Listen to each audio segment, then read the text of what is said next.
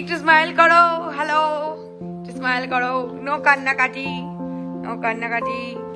এটা ছিল সেই দিনটা যখন আমার দাদা আর বৌদি চলে যাচ্ছিল হায়দ্রাবাদে। মা তো প্রচন্ডই কান্নাকাটি করলো। আমরা সবাই মিলে একসাথে গাড়িতে উঠে পড়লাম, তারপরে পৌঁছে গেলাম এয়ারপোর্টে। এয়ারপোর্টে এসে মনটা তো একটু খারাপই হয়েছিল।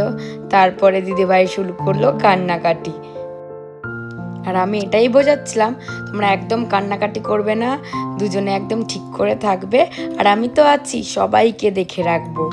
আর তোমার যখন দুঃখ হবে তুমি আমাকে তখন ফোন করে কথা বলবে। আমার হাজবেন্ডও বোঝাচ্ছিল, তোমার যদি কোনো প্রবলেম হয় আমাকে একটা ফোন লাগাবে, আমরা দুজন মিলে চলে যাব তোমাদেরকে আনতে। একদম কাঁদবে না, কাঁদবে আর কাঁদবে, একদম কাঁদবে না, কাঁদবে না তো, কাঁদবে না।